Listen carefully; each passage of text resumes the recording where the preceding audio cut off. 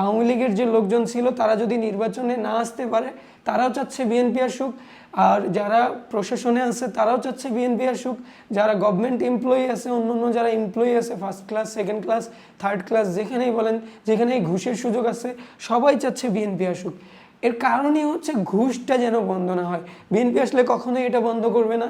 তারা নিজেদের স্বার্থ বুঝবে, সবাই নিজেদের স্বার্থ বুঝবে। যারা গরিব অসহায় মানুষ আছে সারা জীবন গরিব অসহায় থাকবে, তাদের টাকা মেরে খেয়ে যারা ধনী আছে তারা আবার ধনী হবে, আরও ধনী হবে, বাইরের দেশে বাড়ি করবে, বাইরের দেশে বাচ্চাদের পড়াশোনা করাবে। দিন শেষে কষ্ট করবে কারা? গরিব অসহায় মানুষরা, কৃষকরা, শ্রমিকরা, এরা হচ্ছে দিন শেষে কষ্ট করবে।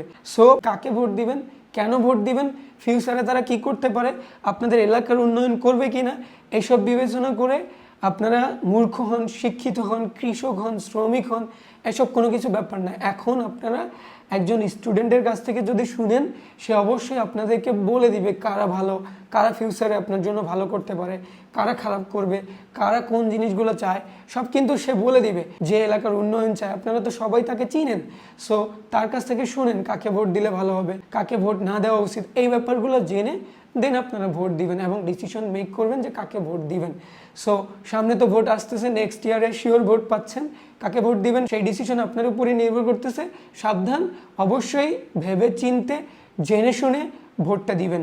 আপনার ভোট আপনার অধিকার, আপনি যাকে ইচ্ছে তাকে দিবেন।